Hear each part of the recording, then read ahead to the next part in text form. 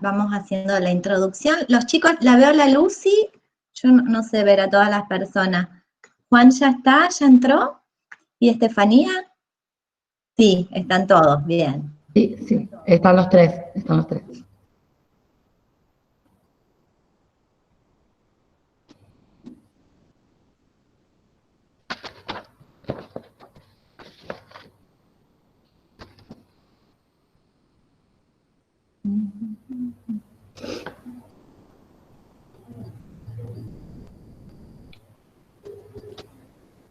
A ver qué dice.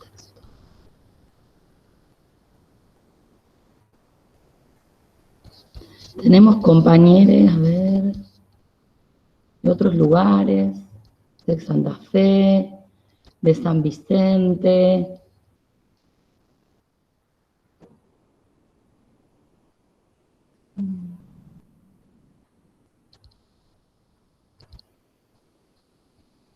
A ver.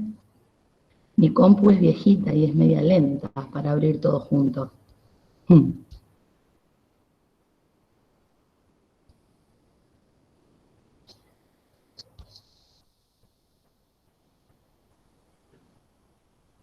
Buenas tardes, ahí va Nina Román, Agostina, saludo hoy temprano, hace un ratito.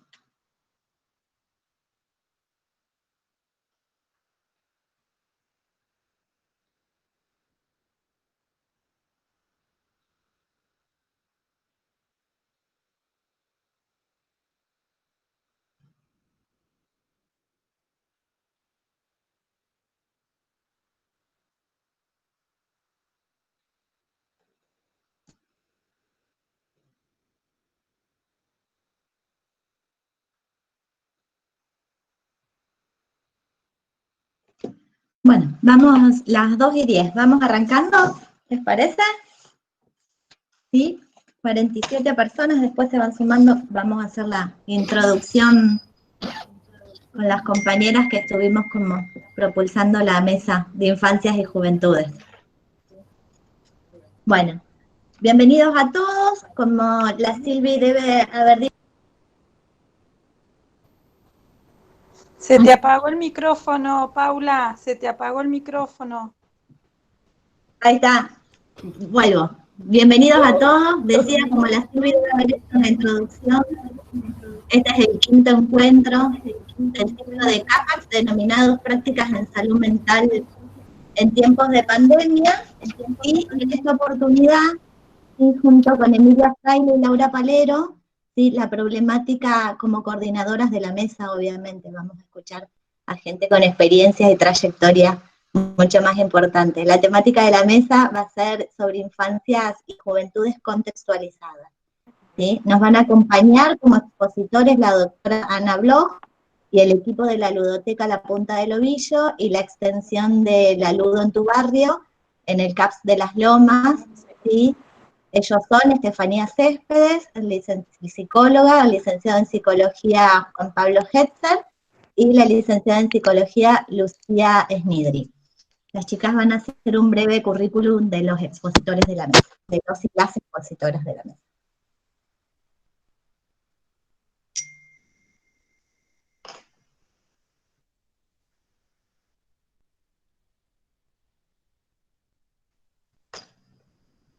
Lau, ¿querés empezar con los chicos de la Ludo, el currículum de la Ludo? Porque veo que la Mili... Bien, no la en la Ludo, en la Punta del Ovillo, nos acompaña, bueno, Estefanía Céspedes, que es psicóloga egresada de la UNR, es especialista en psicología clínica institucional y comunitaria, también allá, en la UNR, es diplomada universitaria en políticas, planificación, gestión y administración de instituciones y servicios de salud mental por la ASAM, la Universidad y Salud, miembro del equipo de psicología del Hospital Emilio Miray López desde el 2004 y miembro del equipo de ludotecarios de la Ludo, la Punta del Ovillo, desde el 2012. Está Juan Pablo Hetzer, el compañero Juan Pablo Hetzer, psicoanalista, licenciado en psicología en el 2005, también especialista de la carrera clínica institucional y comunitaria de Rosario, miembro del Servicio de Psicología del Hospital Mireille López, miembro del dispositivo de la ludoteca, La Punta del Ovillo, docente en la Escuela de Posgrado en Clínica Psicoanalítica de la Infancia y la Adolescencia, maestrando en Clínica Psicoanalítica con niños en la Universidad Nacional de Rosario y tutor de prácticas hospitalarias. Y nos acompaña la Lucy Smidrich, por la Ludo en tu barrio, es licenciada en Psicología, está en formación de posgrado en Clínica Psicoanalítica de la Infancia y de Adolescencia, maestranda en Salud Mental por la UNER, miembro del equipo de salud del Centro de Atención Primaria del barrio Las Lomas desde el 2015, miembro del equipo de la Ludo y docente de la Tecnicatura en Psicomotricidad en el Centro Educativo Jerárquicos. Y además es tutora de concurrencias en salud mental. Tenemos también, en breve se va a sumar a la mesa Ana Bloch. Ella tenía una inconveniencia para entrar puntual, pero ya se estaba sumando.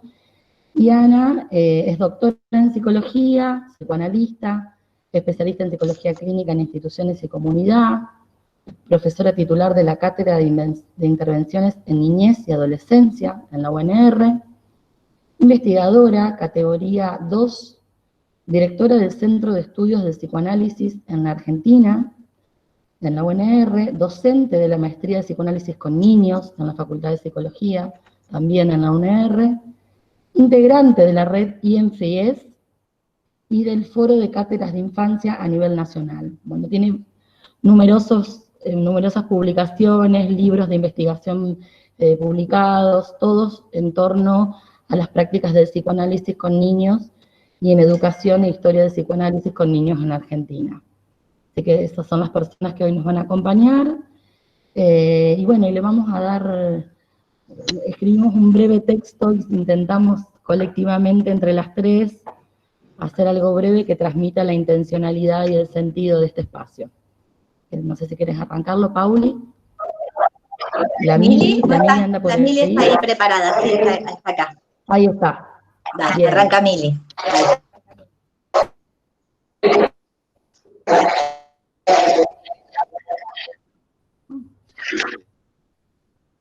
Bien.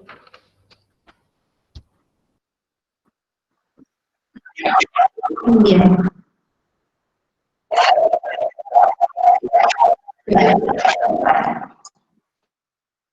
Perdón, ¿soy yo nada más o está muy complicado para el... No, no se la escucha bien a la Mili. Bien, no se la escucha.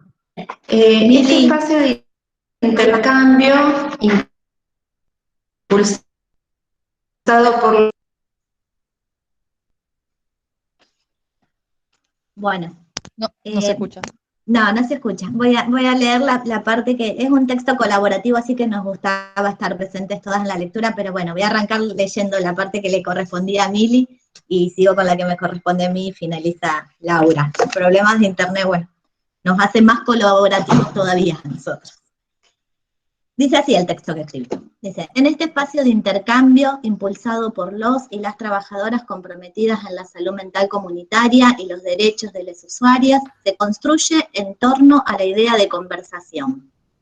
En este encuentro en particular, la conversación gira en torno a las prácticas y experiencias junto a las infancias y juventudes desde lo que podemos denominar los oficios del lazo.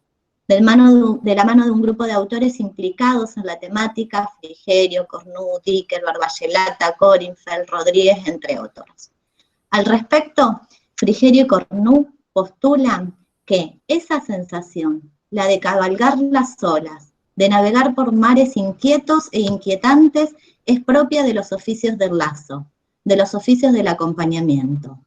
Aquellos que ejercemos los oficios del lazo, intentamos una y otra vez, insistimos, estamos atentos a habilitar oportunidades, a proporcionar ocasiones, a volver disponibles unos mapas, más de uno, como tentativas, tantas veces como sea necesario. Lo que proponemos producir en este espacio de encuentro, diferido de las prácticas cotidianas en las instituciones, promueve la conversación que puede ser un modo de tratar lo imposible, o, para decirlo de otra manera, el hecho de que haya un imposible produce un llamado. un empuje, una conversación. Lo imposible, empujando a conversar, a preguntar, a intercambiar con otros, citando a Aromiana. Sostenemos que en los actos de transmisión alguien pone a disposición un saber, una herencia o un legado, y otros se disponen a no tomarlo, se disponen o no a tomarlo, a reapropiarse en parte de aquello, a modificarlo. Es condición en la dinámica de conservación y renovación cultural que haya diferencias, pérdidas y transformaciones en aquello que se intenta transmitir a otro. Ana Aromí, retomando el malentendido fundamental de la lengua, dice que, hablando con propiedad, nunca se sabe lo que se quiere decir hasta que el otro no lo sanciona con su escucha, de tal manera que el que comanda lo que se dice es el que está escuchando. Así es concebido este espacio, en donde los distintos recorridos y experiencias posibilitan que algo de la transmisión y la construcción del saber se produzcan. Es nuestra intención, desde el colectivo de trabajadoras de salud mental que integran el equipo CAPAX, problematizar y reflexionar en torno a las infancias y juventudes en contextos de pandemia. Nos preguntamos, ¿cómo construyen subjetividades los niños, niñas y adolescentes en estos tiempos cuando los lugares de cuidado y socialización se han visto condicionados por las circunstancias actuales?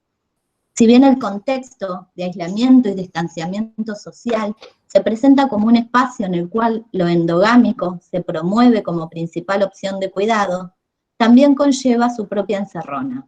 Las problemáticas que se presentifican a la hora de establecer y o sostener referencias del afuera que permitan una salida, una terceridad, un otro tiempo y espacio para aquellas infancias donde el cuidado opera principalmente en el terreno de la exterioridad. Es aquí donde el sostén de lo lúdico, pensado como lugar de extimidad, vocablo de invención lacaniana para referirse a lo más interior sin dejar de ser exterior, a lo más próximo sin dejar de situarse en el afuera, se plantea como una salida posible, como un corte y un lazo en tiempos de pandemia. Lo lúdico en los fundamentos del acto creador y de la inventiva, en todas sus claves, los garabatos, el silabeo, la literatura, el cine, el teatro, el juego libre y reglado, la experimentación artística y plástica, la música, etcétera, y tantos etcétera, es lo que nos convoca y nos sostiene con la potencia de crear otras escenas posibles. Escenas que habilitan la producción de nuevos sentidos y que relancen el deseo, permitiendo atravesar juntos realidades devastadoras, abriendo la chance tal vez de inventar otras posibilidades. El juego en todo su despliegue, brindando soporte donde todo lo otro tambalea, instituciones, familias, lazos, más aún en tiempos donde queda en evidencia una profunda crisis social que deja huellas en las niñas y jóvenes con los que trabajamos, el juego sigue siendo la apuesta. Entonces, nos preguntamos junto a ustedes, ¿cuáles son las condiciones necesarias para que hoy haya tiempo, pero tiempo no apurado? Tiempo de jugar, que es el mejor. Y así les damos el inicio a la ludoteca para que nos cuenten de esta experiencia que sucede en la ciudad de Santa Fe, en el Hospital Miray López.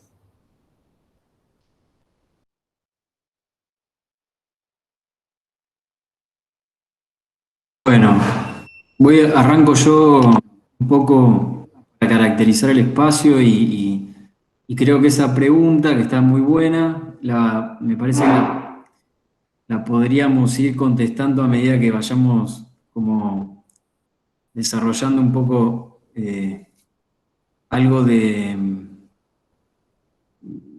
esta experiencia que ya tiene sus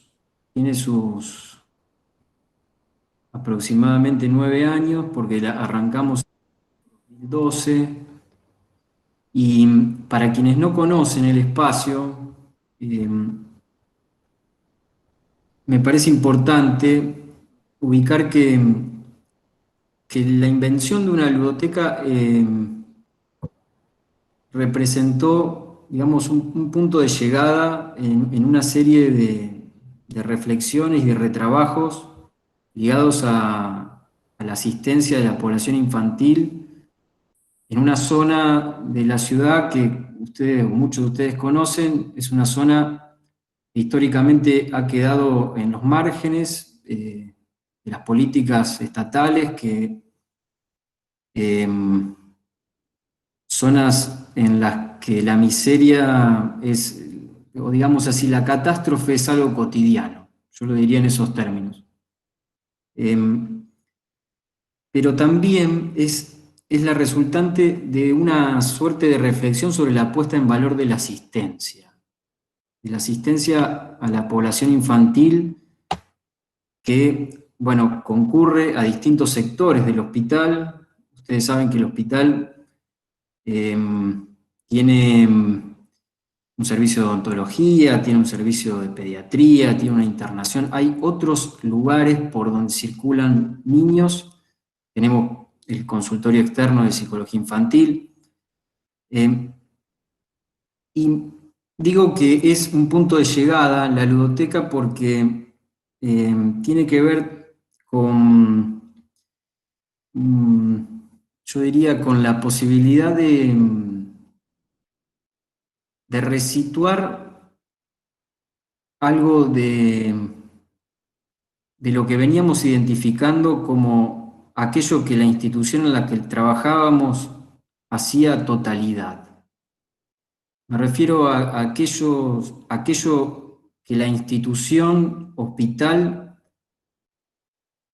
tapona en relación a la emergencia del sujeto del inconsciente. Si habría que caracterizar, digamos, a la institución total, habría que como ponerla, yo diría en esos términos, ¿no? Como aquello que obtura la posibilidad de la emergencia de lo inconsciente. Aquello que expropia de lo más propio.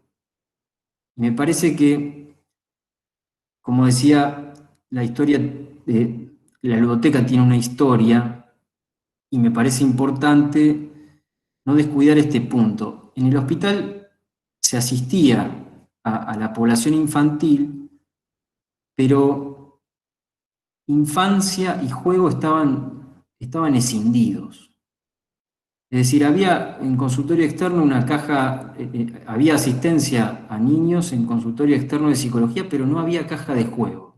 Estamos hablando del año 2004, ¿no? 2005.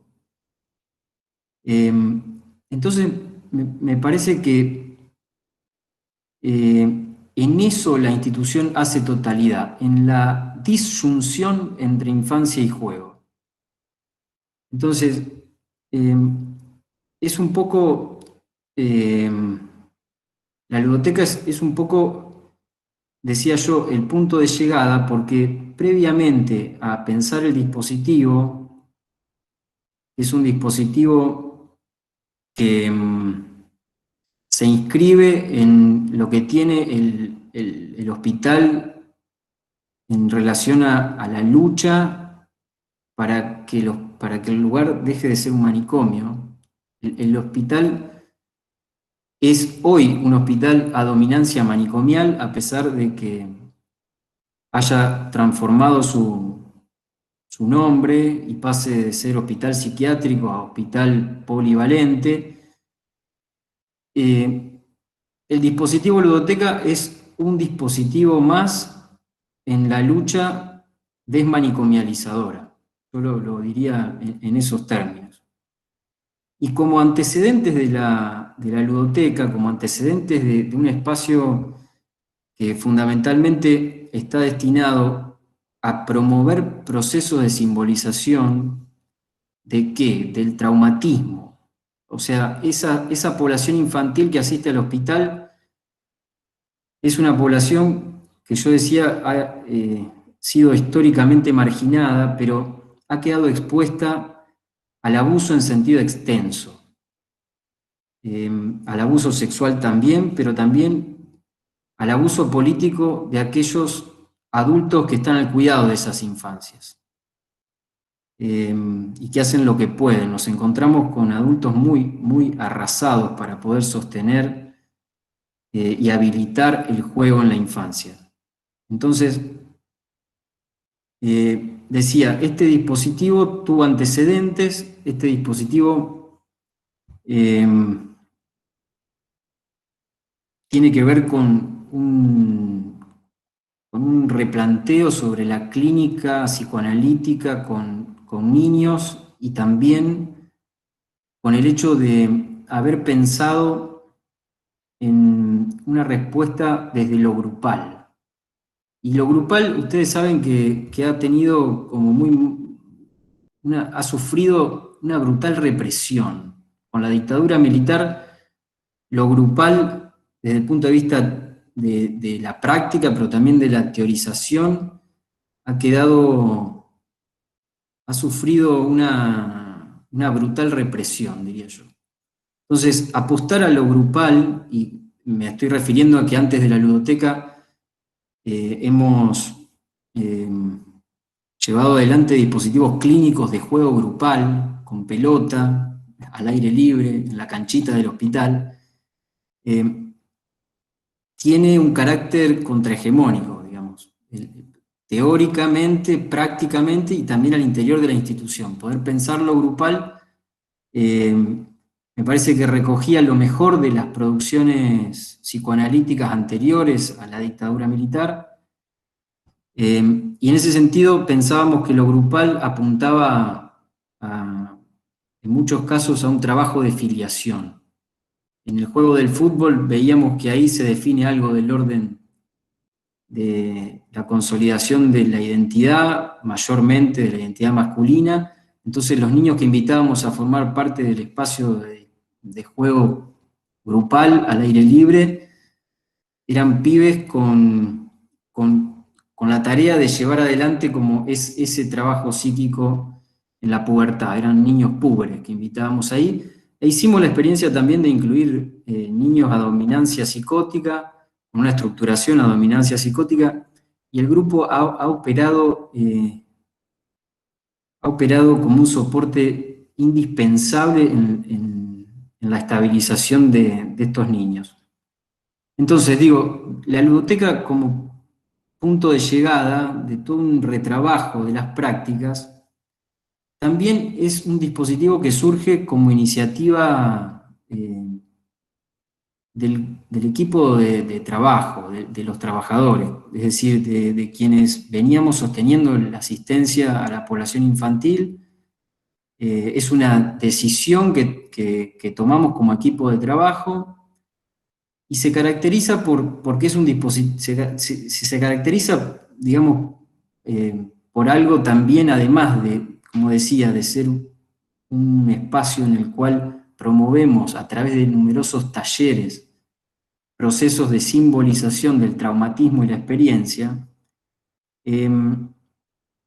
Lo que me parece importante destacar es que además es un espacio interdisciplinario que nos permite identificar a su vez las fallas en esos procesos de simbolización, las fallas tempranas en esos procesos de simbolización. Con lo cual, ustedes ven que yo lo diría como esquemáticamente de esta forma, están en juego de un modo dialéctico al menos 4 conceptos, yo diría, esenciales. Por un lado, en esto de devolverle a la infancia lo que le es propio, en esto de poder asociar infancia y juego, lo que hacemos es una propuesta identificatoria. Ahí hay algo muy importante. Lo que hacemos en las instituciones de salud constituye una voz más en el coro de las propuestas identificatorias y que en ese punto el Estado cumple un papel, lo que hacemos desde el Estado tiene ese valor. El otro concepto yo diría que es el concepto de juego, porque en este punto nosotros lo que hacemos es generar las condiciones para que haya esto que ustedes mencionaban en el arranque, otra escena. El pibe solo puede hacer experiencia de aquello que puede ficcionalizar. Entonces, me parece que ahí está jugado el par propuesta identificatoria juego. Y como un tercer elemento, me parece que el concepto de transferencia es ineludible. Nosotros no podemos pensar el dispositivo sin hacer jugar la transferencia.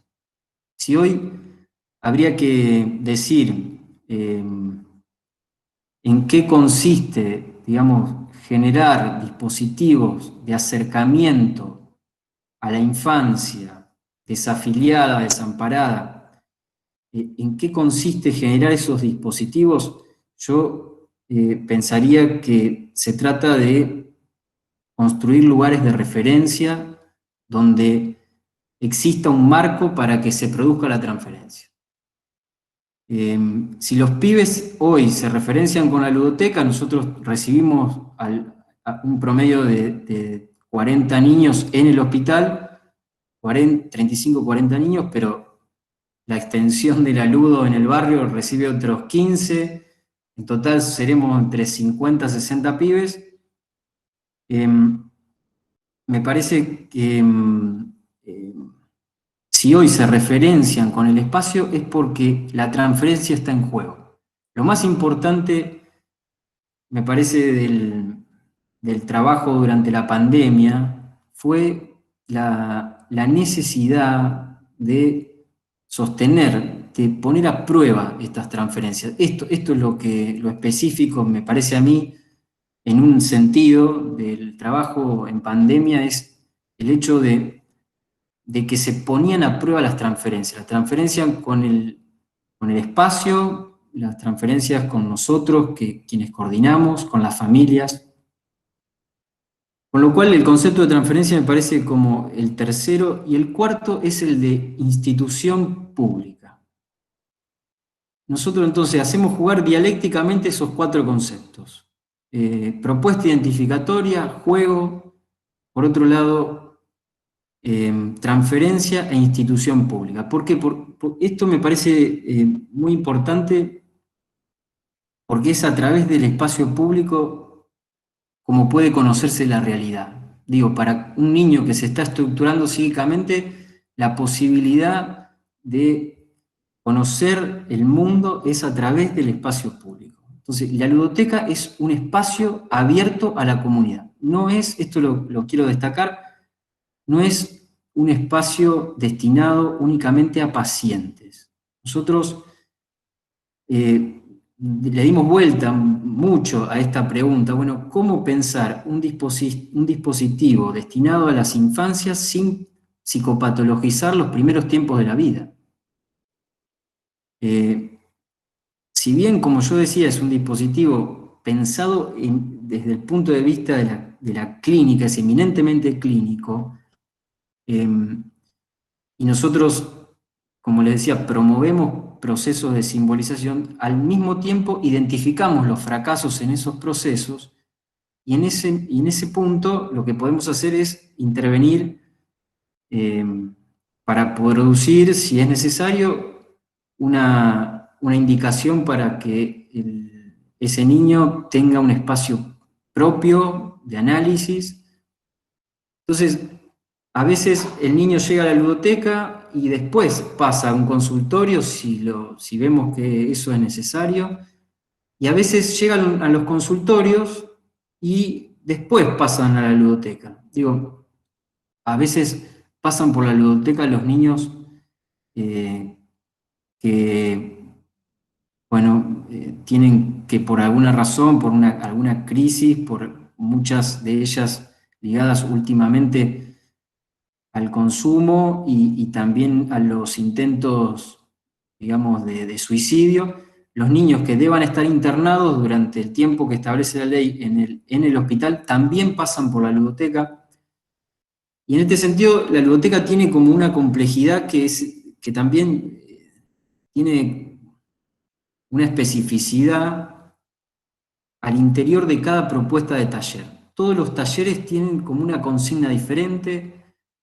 Tenemos un taller de pintura y cuentos, tenemos un taller de fábrica de juguetes con madera, un taller de cocina, un taller de radio. Hay en articulación con otro dispositivo, ¿no? La radio en la mira que ustedes mencionaban también. Hay un taller modelado en porcelana fría, un taller de alfabetización. Tenemos, como les decía, un dispositivo donde hay trabajo social, psicopedagogía, psicología social, y tiene una particularidad además, ¿no? No sé si ya estoy en tiempo, tendría que ir cerrando, pero digo, el hospital ha históricamente silenciado y sujetado literalmente a las infancias con padecimiento psíquico. Nosotros yo cuando llego al hospital en el año 2003, todavía existía una sala de paidopsiquiatría donde funcionaba con la misma racionalidad con la cual se funcionaban las salas de internación para adultos. Estamos hablando de impregnaciones, de sujeciones, de prácticas muy similares a la tortura, baldazos de agua fría, los boxers de aislamiento. Entonces, me parece que entrado el siglo XXI, teníamos, ¿no? La psiquiatría en su, no sé si en su mayor esplendor, pero sí todavía teniendo un peso fuerte. Y hoy, casi 20 años después, tenemos, bueno, intentamos que se instituya esta otra lógica que tiene que ver con que el hospital deje de ser un manicomio, con el hecho de poder hacer estallar aquellos puntos donde la institución hace totalidad, como decía al principio. Y en este sentido destaco el trabajo en equipo. Me parece que esto que yo estoy diciendo es una construcción que hemos hecho colectivamente, que se dio en los espacios de retrabajo, que se dio también como resultante de una serie de interrogantes que pudimos también formular quienes cursamos la especialización en psicología clínica, institucional y comunitaria en la carrera en Rosario. Es decir, es como el corolario de una, llamémosle así, ¿no? De la prepotencia de trabajo, del hecho de poder pensar, como les decía, y poner en valor la asistencia a la población infantil. Asistencia que es también un estar ahí, es un estar presentes para recibir a los niños que se acercan al espacio. Y la ludoteca tiene a su vez de la relación con los sectores que existen en el hospital por donde circulan niños, tiene relaciones por fuera de la institución hospitalaria.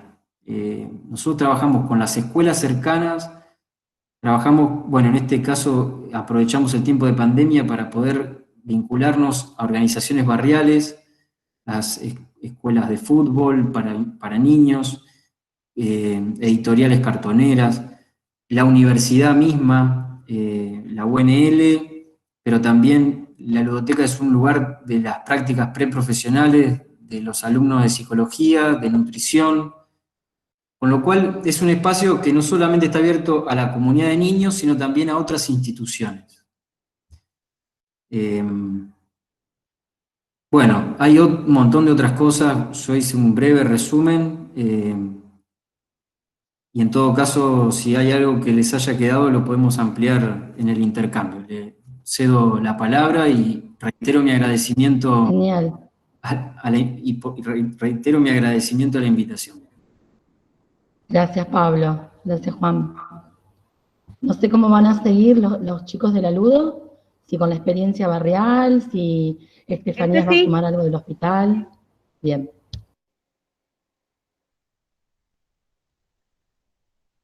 Estefi. Bueno, comento algo de la Ludo en el barrio, como para, no sé si está Estefi ahí. Bueno. Sí, Lucy, arrancá y después seguimos. Bueno, dale. Bueno, todo lo que dijo Juan es parte de, digamos, de un trabajo que viene sucediendo en la Ludo en el hospital y un poco desde fines del año pasado y principios de este año, año pandémico, nos hemos encontrado un poco aunando alguna propuesta de trabajo que en el Centro de Salud de Las Lomas en particular venía sosteniéndose desde hace un tiempo, ¿sí? Desde el 2010, más o menos, desde el 2012, por esos años. Yo llego al Centro de Salud en el 2016 y una de las primeras propuestas de lo que sucede en ese territorio es que entran algunos niños, ¿no? De 4 a 12 años, gritando que querían taller, que querían dibujar. Y bueno, desde ese momento es que empieza a sostenerse un espacio que históricamente en el Centro de Salud de Las Lomas fue un espacio para jóvenes, se empieza también a habilitar para los niños y las niñas del barrio. Empezó a articularse como un taller de títeres y fue tomando forma, cada vez más forma, y a nosotros nos parecía un poco, bueno, como ubicar un poquito qué es esto del barrio Las Lomas y poder también centrar esto de que muchas veces, como bien decía Juan Pablo, los territorios en los que llevamos a cabo nuestras prácticas son territorios que funcionan con esta lógica de las instituciones totales también como asilo abierto, ¿no? Esto es algo que planteó Alicia en 1994, Alicia Stolkiner, y que a mí cuando leí me pareció que realmente opera, porque, bueno, Las Lomas es un barrio que está bastante invisibilizado en la ciudad de Santa Fe. Su visibilidad tiene que ver con noticias periodísticas donde salen muertes de jóvenes, ¿sí? Uno de los, digamos, de los movimientos por los que ingreso a trabajar en ese territorio fue a partir de la muerte de un niño de 11 años en las puertas del centro de salud. Y a partir de eso creo que creo que es interesante poder ubicar primero que en los territorios en los que trabajamos, ¿sí? Esto funcionan muchas veces como instituciones totales a cielo abierto, y que ofrecer estos espacios, ¿sí? Que tienen que ver con ofrecer espacios en algún punto de paz. Yo cuando pensaba un poco qué es lo que sostiene, ¿no? Estos espacios a lo largo del tiempo, es la propuesta el cumplimiento de una promesa, ¿sí? Cuando entran los niños en protesta al centro de salud demandando este espacio, yo puedo leer ahí que hay un espacio que ya estaba instituido y era un espacio que era productor de subjetividad, y poder sostener esto en el tiempo, ¿sí? Tiene que ver un poco con poder seguir cumpliendo una promesa, ¿no? Y recordando un poco que son las promesas incumplidas a veces lo que producen mayor violencia. Para nosotros esto es muy importante porque tiene que ver con esto que también señalaba Juan Pablo, de poder en este tiempo, pandemia de por medio,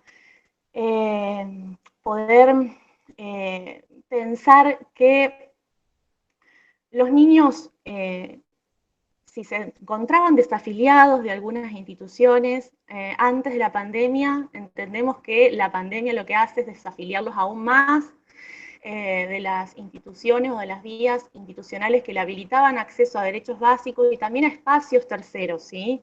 La escuela, los talleres, la copa de leche. Si tenemos que pensarlo, por ejemplo, en este término de Castel en relación a la marginalidad profunda, esto profundiza la marginalidad y pensando un poco con Ulloa estas cosas, y hablando de cuarentenas, es un tipo de encerrona que también arrasa, ¿no? Entonces, nosotros nos preguntamos esto de si nosotros podemos esperar una post-pandemia para hacer algo desde donde sabemos hacerlo. Y también nos preguntamos cuáles eran las guerras prepandémicas en estos territorios.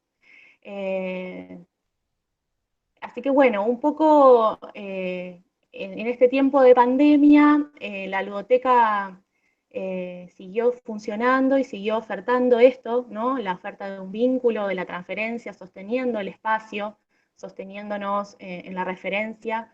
En el centro de salud en particular, Quizás después Steffi puede señalar algunas cositas más de lo que sucedió en este tiempo, pero me detengo a ubicar que en lo que es atención primaria de la salud, nosotros nos vimos como pensando que era muy dificultoso, ¿sí?, poder sostener espacios bajo la vía remota, ¿no? Porque los niños y las niñas, sus familias, ¿sí?, no tienen en algún punto acceso a redes tecnológicas. Entonces, lo que intentamos fue, bueno, sostener esto de la cercanía,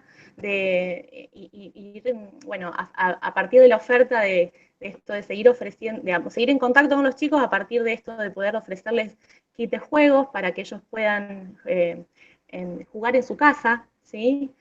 Y ubicamos que era importante encontrarnos al menos un ratito en esta entrega de Ludo Kids para poder charlar un poquito con ellos. De esas entregas, los niños han podido también contarnos sus historias, desplegar sus preocupaciones, y bueno, decían cosas como esto, ¿no? Que si te duele acá, ¿no?, señalando el pecho, ¿eso qué significa? ¿Sí?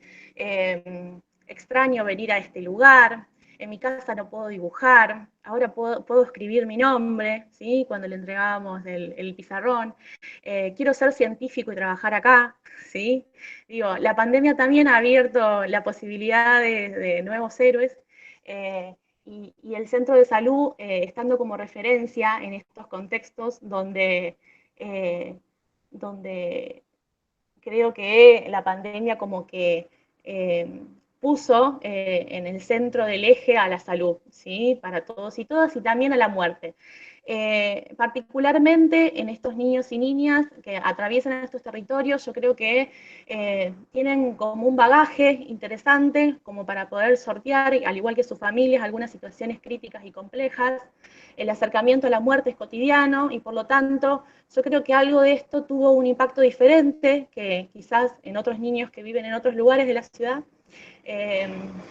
Así que, bueno, acompañando un poco eso, como decía Juan y como pensamos también con Steffi, entre todos cuando nos juntamos y pensamos, es que esto no es sin ser varios, ¿sí? Que esto también es un trabajo para seguir pensando entre nosotros, como compañeros, como compañeras, como trabajadores, y bueno, un poco para desestimar las prácticas malicomalizantes. Nosotros creemos que es muy necesario una apuesta presupuestaria a estos tipos de dispositivos, ¿sí?, en los territorios y en el hospital, que no sea solamente sostenido por trabajadores que tengan mucha buena voluntad, sino también por partidas presupuestarias que sean acordes a poder seguir incrementando estos espacios con estas lógicas de cuidado. Un poco pensar que el artesanato que a veces se habla no tiene tanto que ver con seguir creando, tiene que ver, no tiene que ver con hacer malabares con los recursos, ¿sí? Entender el artesanato como esto de poder seguir creando intervenciones sin reproducir burocracia. Así que nosotros creemos que es fundamental que el arte y la cultura sean parte de la salud mental y por eso estamos también luchando fuertemente para que el Ministerio de Cultura pueda ser parte también de estos dispositivos, ¿sí? Estamos trabajando en ello, pudimos conseguir el contrato de algunos talleristas de cultura para seguir propiciando estos espacios de la luz en el barrio y seguir creciendo. No sé, Steffi, si querés agregar algo en este momento.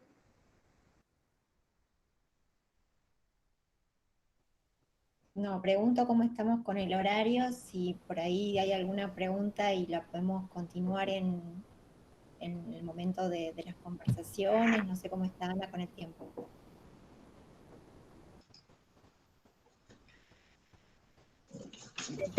De la programación del horario estamos medio justo. Así que yo diría que le demos lugar a Ana y después nos quedamos para el intercambio. Mili, ¿vos querés pasarle el lugar a Ana, que es la que tenías relación? A ver si estás acá, Mili. Ahí está. Bueno, ahora le damos muchísimas gracias a la ludoteca, hermosa exposición, y creo que da un pie para lo que preparó Ana también. Les agradecemos a quienes participaron de la biblioteca y ahora sí le damos lugar a Ana. Bienvenida y bueno, te escuchamos. Bueno, buenas tardes a todos. Primero, agradecerles la invitación a Emilia Fray, a Silvina Carmona, a la Dirección Provincial de Salud Mental de la provincia de Santa Fe, por esta invitación a participar en estas actividades de capacitación que veo que han estado muy nutridas en este año tan particular, ¿no? En principio, escuchando la presentación de los compañeros, pensaba que hay dos cosas que quedan muy claras, ¿no? Una es que la historia no se da ni en solución de continuidad ni de progreso. Cuánto hay que pensar, promover, qué trabajoso que es avanzar en esta dirección contra tantos poderes, ¿no?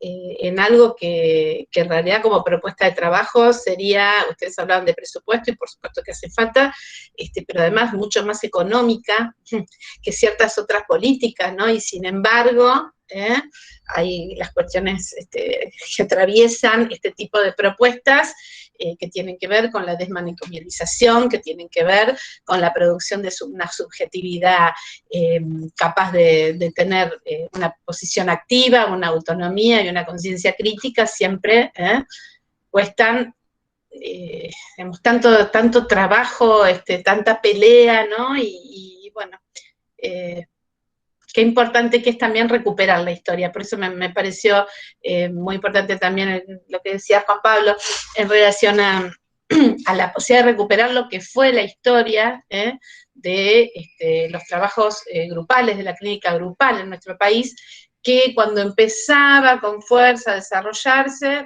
viene la dictadura y no casualmente fueron las prácticas que más quedaron clausuradas o eliminadas prácticamente. Entonces, bueno, esa recuperación, porque además no nos olvidemos que Pichon Rivière, por ejemplo, fue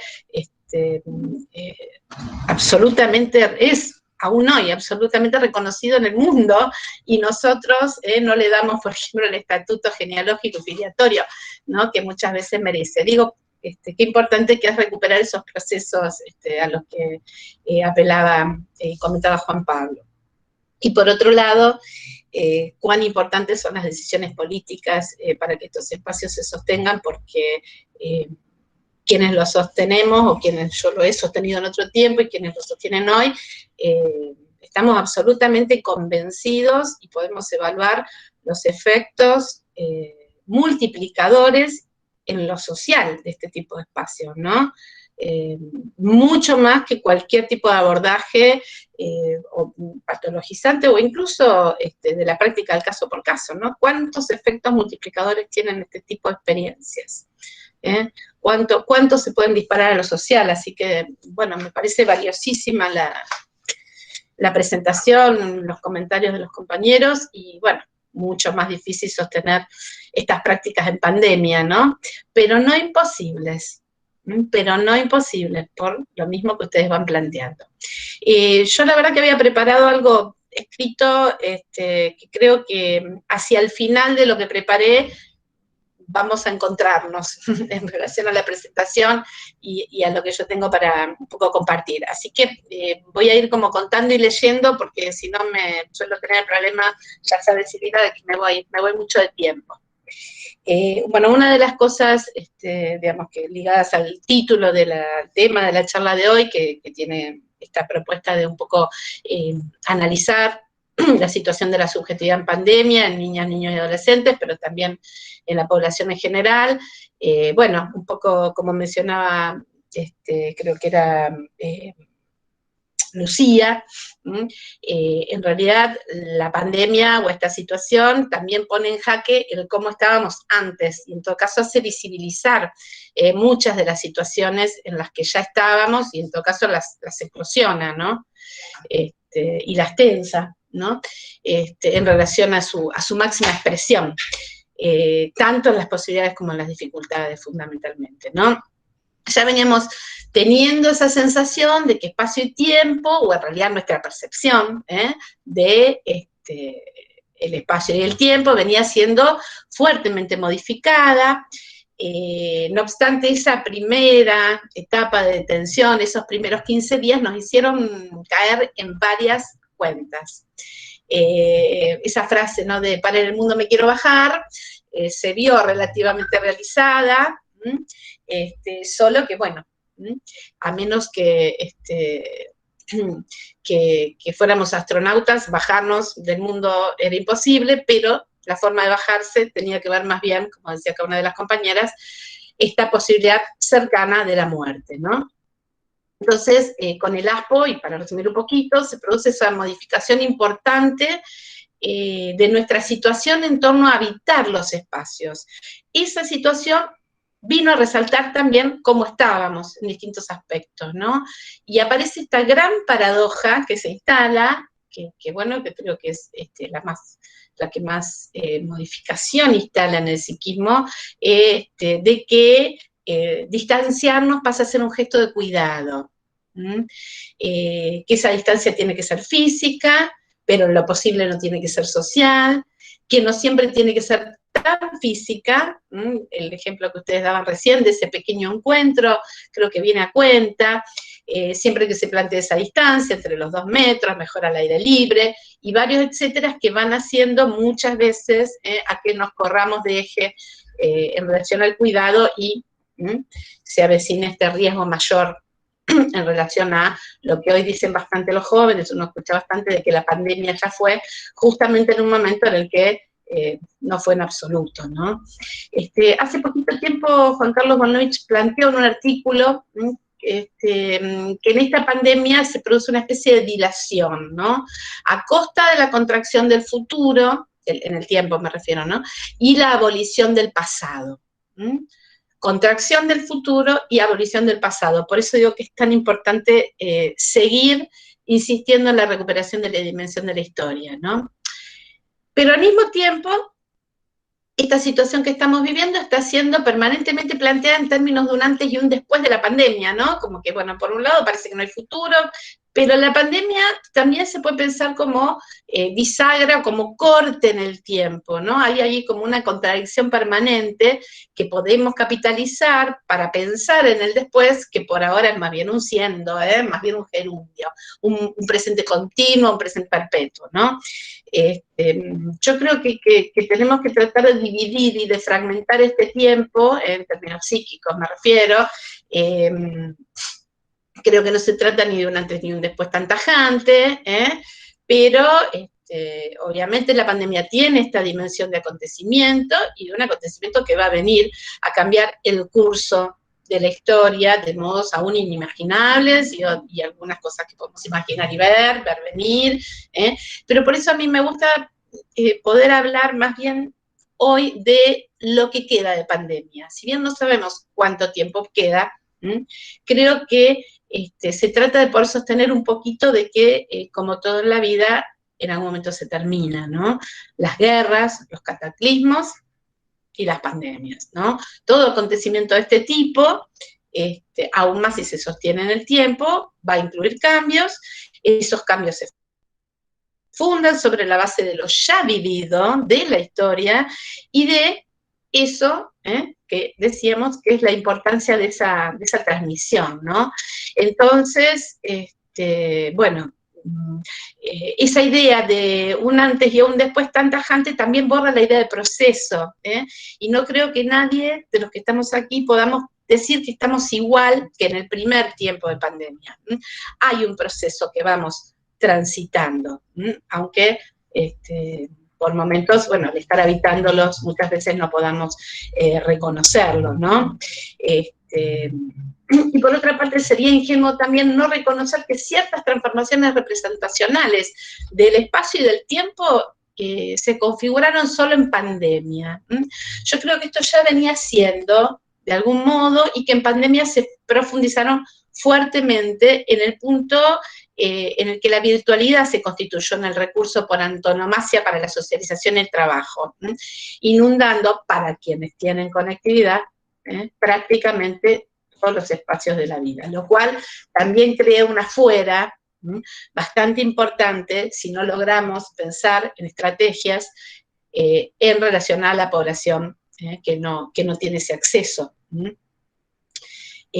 Algunos de nosotros veníamos trabajando el tema del tiempo y de ese espacio extraño, uso esa palabra porque es la que usan los chicos, de que la virtualidad de los juegos en red y los videos generaba y genera en chicos y chicas, ¿no?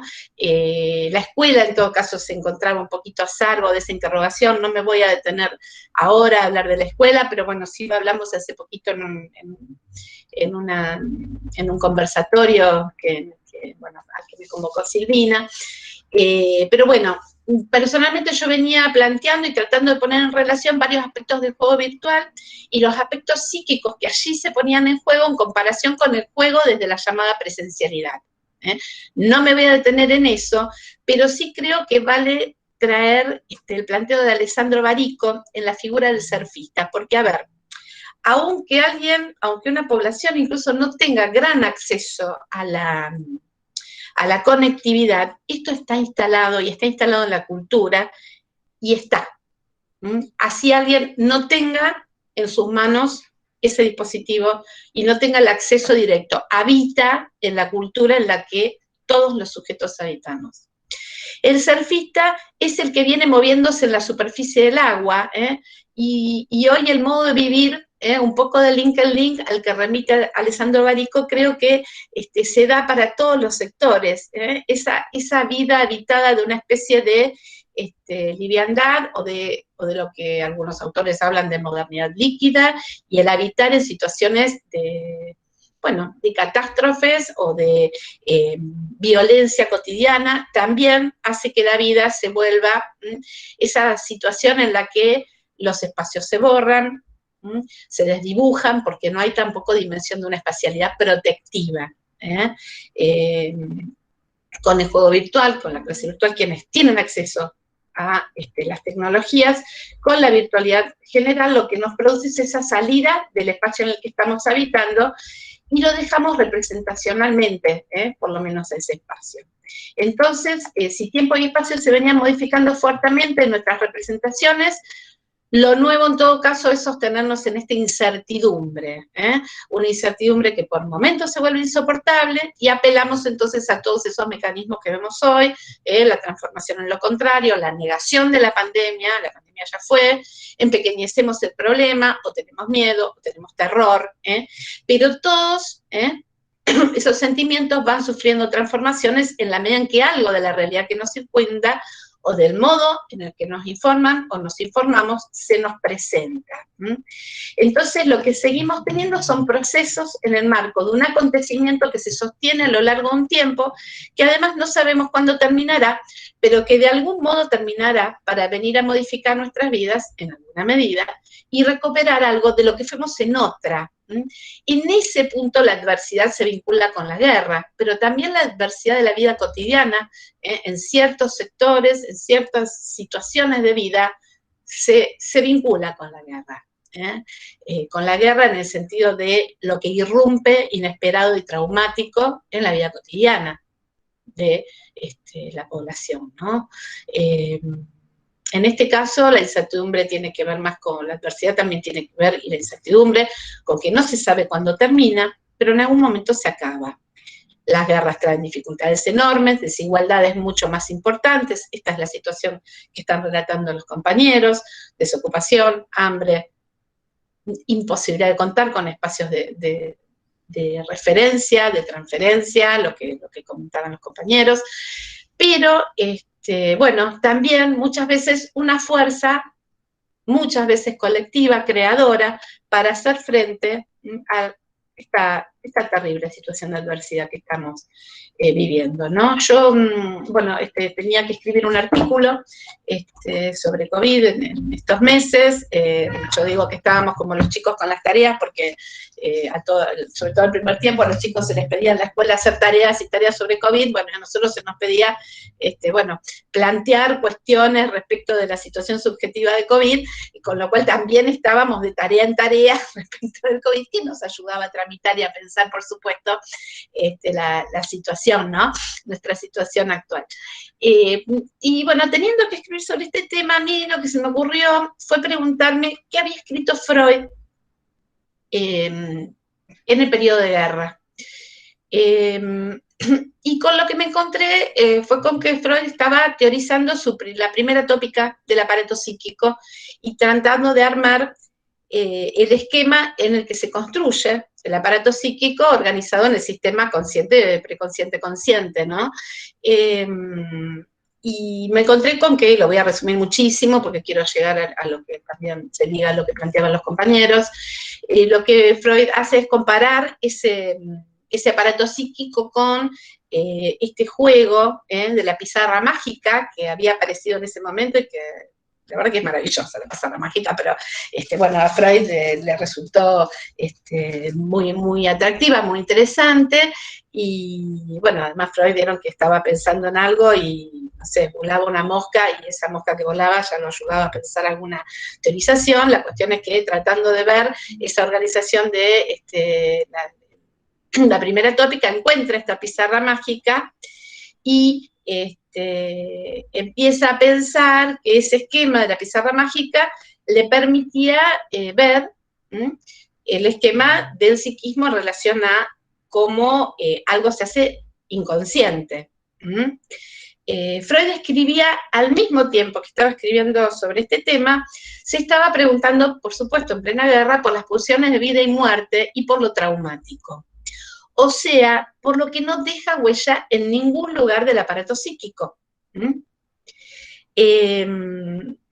me parece que esto es interesante retomarlo en este contexto, porque acá los compañeros hablaban de la importancia de contar con estos espacios como espacios de simbolización, ¿no? Fuertes de simbolización. Y me parece que además de espacios de simbolización, es importante preguntarnos cómo hoy se producen o se graban o se inscriben las huellas en el psiquismo.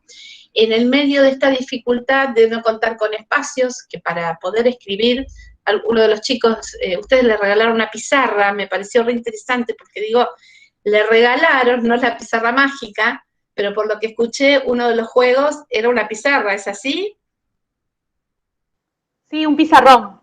Pizarrón, claro, una pizarra es un término antiguo, un pizarrón. Y digo, wow, ¿no? Qué coincidencia, porque justamente la cuestión del planteo freudiano sería que lo que queda inscripto es lo que queda en la parte gris de la pizarra. Yo no sé si todos han visto una pizarra mágica, porque es más de mi generación, pero sí, bien.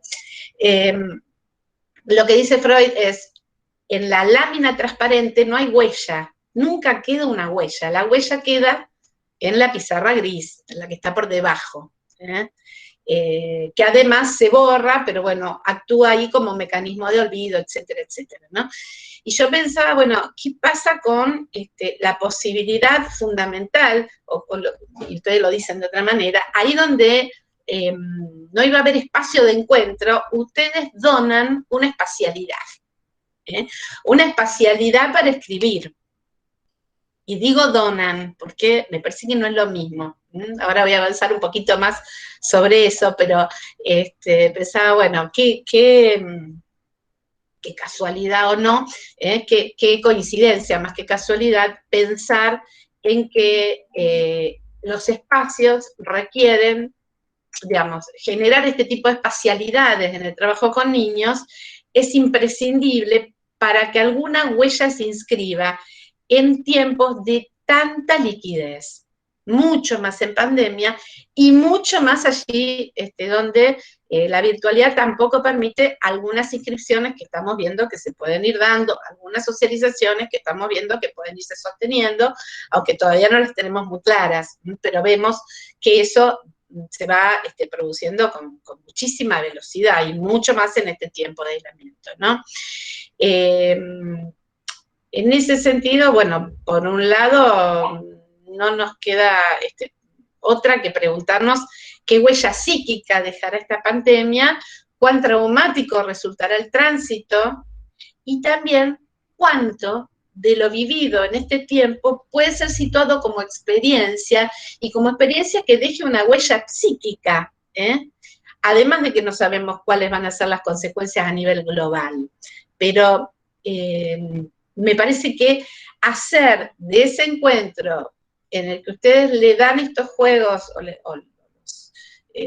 les donan estos juegos a estos niños, habla de, y que se lo plantean como un encuentro presencial breve, habla de la necesidad de hacer de eso una experiencia, que es lo único que va a permitir dejar huella, con la cual después simbolizar, porque digo, en muchas cosas, ¿no? Estamos, más allá de la pandemia, en esta dimensión de lo traumático permanente, en las situaciones de vida de estos chicos.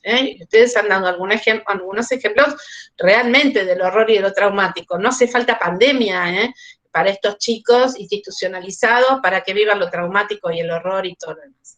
Entonces, fundamental, yo digo pizarrón, bueno, esa superficie sobre la cual ustedes, no contando con el espacio, la superficialidad del espacio concreto, ofrecen esa posibilidad de inscripción. ¿Cuán importante es? Por supuesto, después retomar lo que van haciendo con eso, que imagino que será la idea, ¿no? Y fíjense que yo, bueno, justamente pensaba eso, ¿no?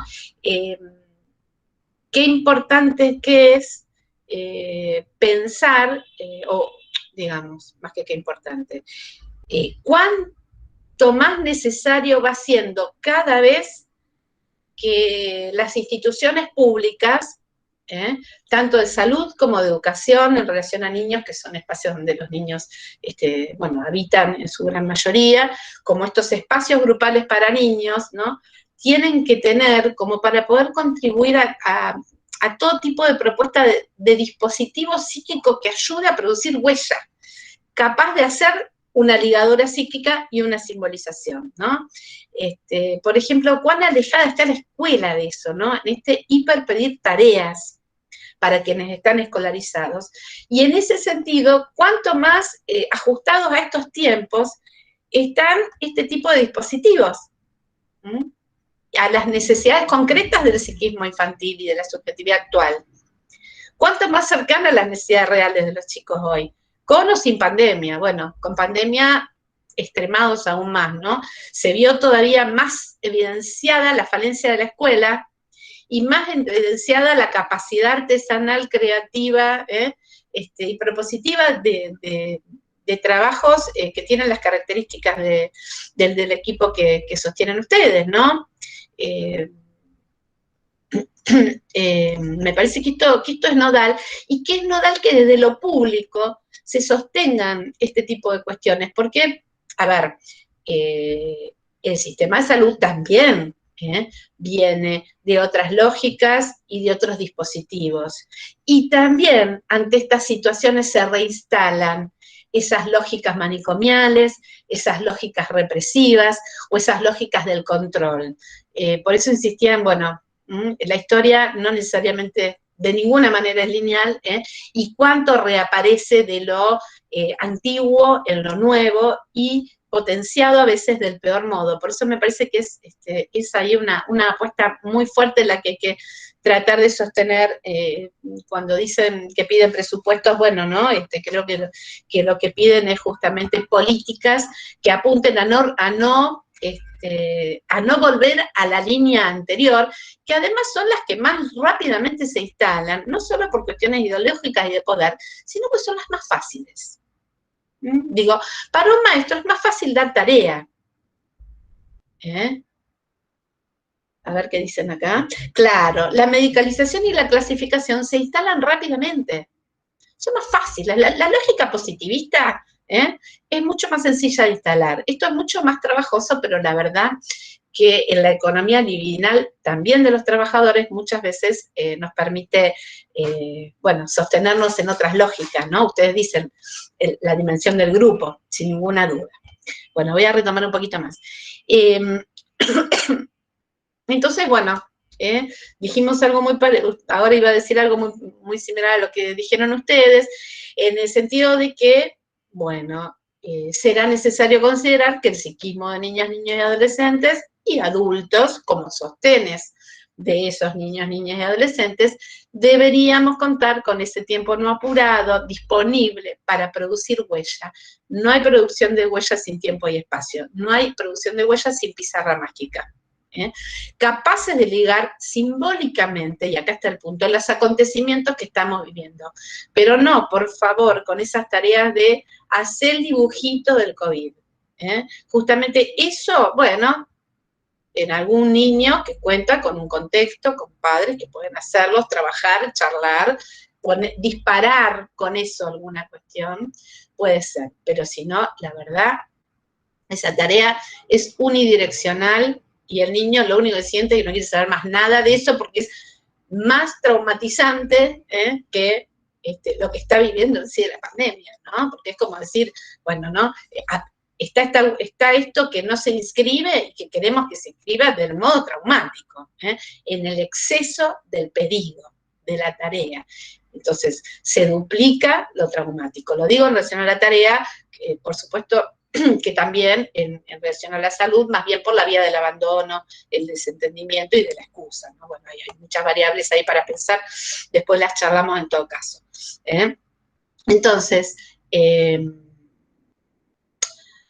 tendremos que contar con ese tiempo para ligar simbólicamente los acontecimientos que estamos viviendo y para ser más rigurosos con el concepto de trauma, con lo que, digo porque lo traumático es lo que no se inscribe, y lo que hay en general, digo, ¿no?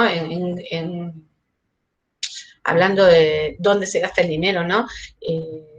Son políticas hasta publicitarias en las que no hay nada que se inscriba allí para salir del trauma, sino que en algún punto también desde esa esfera se termina duplicando una lógica que es la del surfista, que nunca termina de inscribir algo en el psiquismo, ¿no?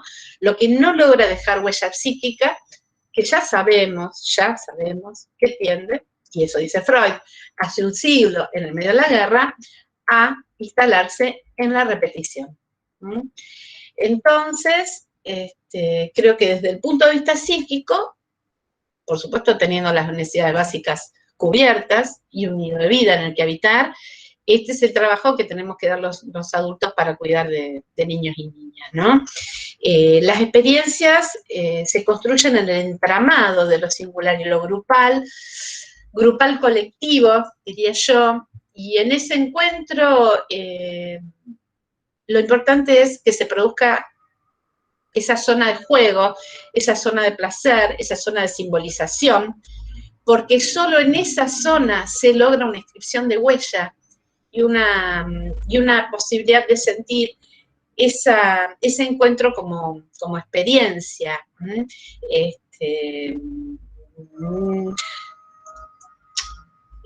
Hoy hablaban de que el juego era para todos, ¿no? Un poco como lo plantea Winnicott. El juego es terapéutico para todos, y dice Winnicott, es necesaria la construcción de una tercera zona para que el juego se produzca y funcione de un modo terapéutico. También se puede dar esto en la virtualidad, porque la zona intermedia se da más allá de la espacialidad. Depende más bien de que la posición del adulto no se diluya como tal, o no se robotice, como hacen las maestras, como se hacen ciertas publicidades, ¿no? A veces es saltar la pantalla de la virtualidad. El docente o el adulto deberá poder donar algo de sí, algo de su singularidad, para que se dé un encuentro y queden marcas. Los chicos tienen mucho para donarnos de su saber en la virtualidad y también en la vida real. Realmente nos transmiten sus historias y sus vivencias, y por lo general cuando hay una donación, los niños donan jugando, a diferencia del adulto que por ahí plantea las cosas a modo de exigencia. Bueno, no por supuesto en los circuitos o en los dispositivos de este tipo.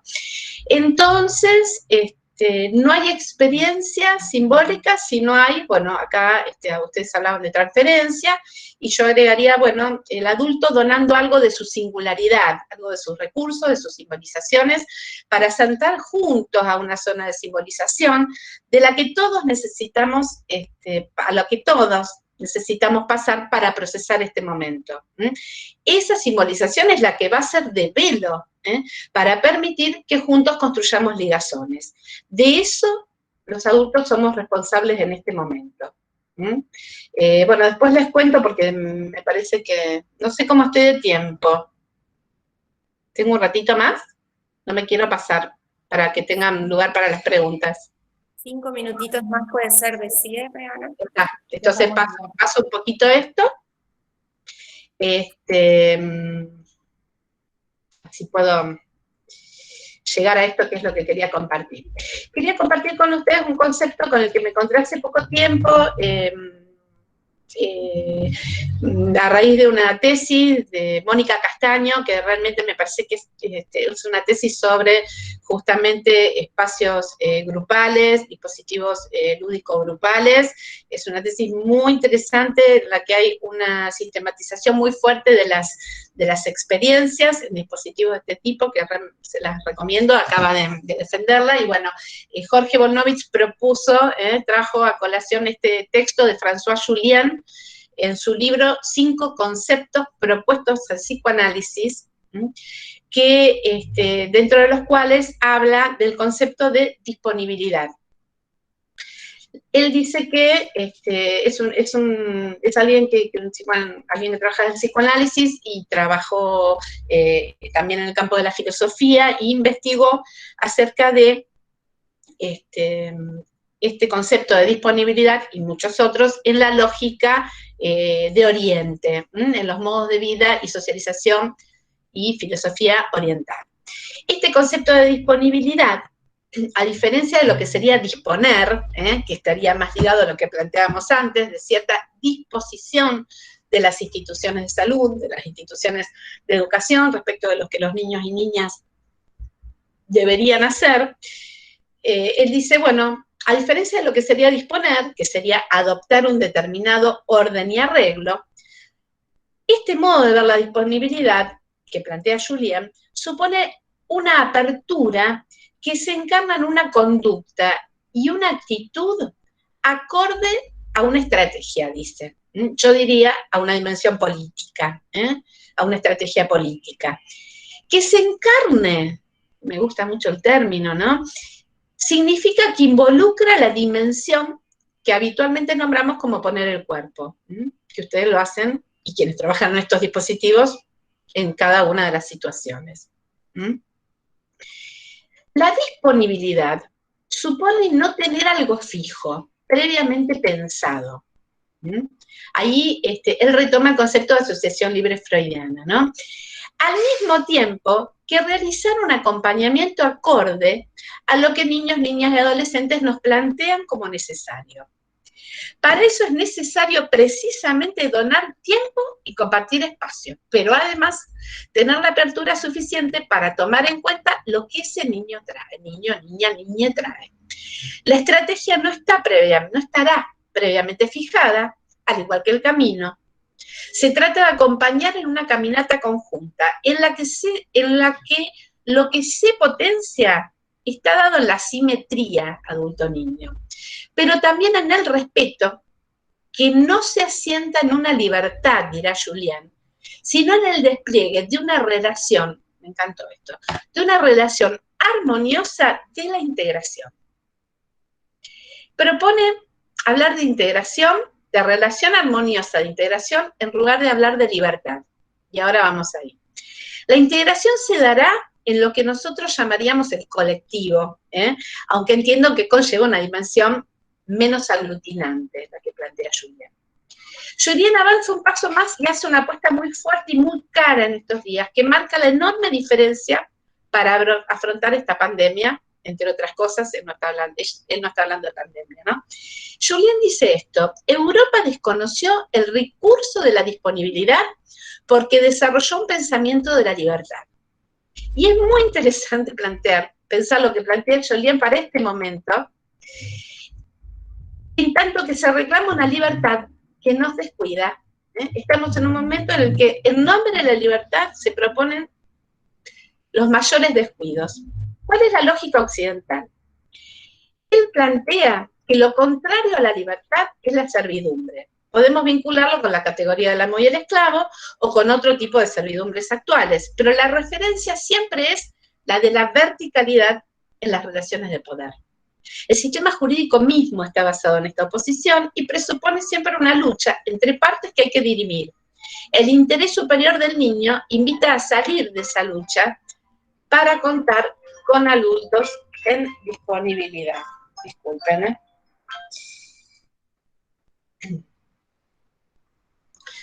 Y ya cierro. Se tratará, por tanto, de salir de las lógicas del encierro o la libertad, mucho más en materia de infancia y adolescencias. La disponibilidad de los adultos y las instituciones para con ellos, los niños, y sus necesidades y deseos en un marco de lo máximo posible. Dispositivos de trabajo que acompañen de cerca situaciones de fragilidad o de vulnerabilidad psíquica, al mismo tiempo que el acompañamiento preventivo del agravamiento de situaciones, es lo que necesitamos. Tenemos que ser muy cuidadosos y apostar a salir de la lógica de la institucionalización e insistir en el acompañamiento de adultos e instituciones en disponibilidad. Digo, esto que él plantea como el adulto en disponibilidad, yo creo que hay que plantearlo fuertemente para las instituciones que trabajan con niños, ¿no? La disponibilidad hacia el niño, no de ninguna manera la idea de esta disposición, esa contraposición entre disposición y disponibilidad. E insistir en esa disponibilidad para lo que sea necesario en cada momento. Julián dirá que si en vez de plantear las cosas en términos de servidumbre y libertad, las planteamos en los términos orientales de disponibilidad, nos permitimos desplegar una relación armoniosa de integración.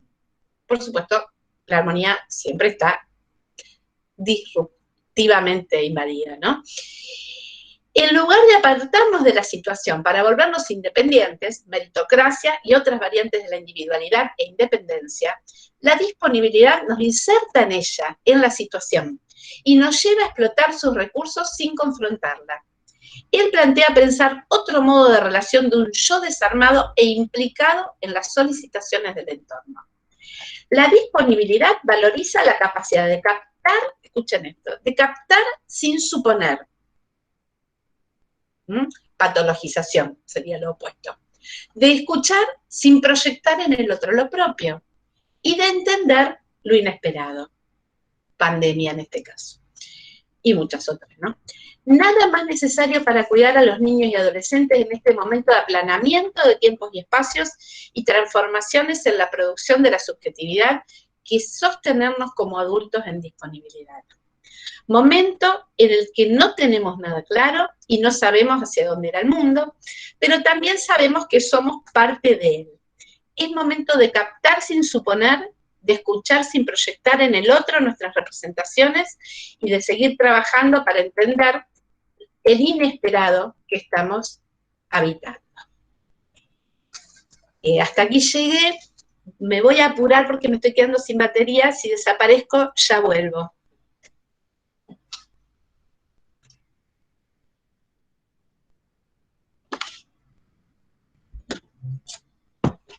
Gracias, yo ya terminé aquí. Gracias, Ana. Si les parece, abrimos el espacio de conversación y quizás, Estefanía, si querés te sumamos a que puedas aportar, que hoy te dejamos sin espacio y nos gustaría también en esta conversación. Y si no, abierto a la conversación, pueden poner en el chat si alguno no tiene micrófono o pueden levantar la mano y vamos como dando lugar.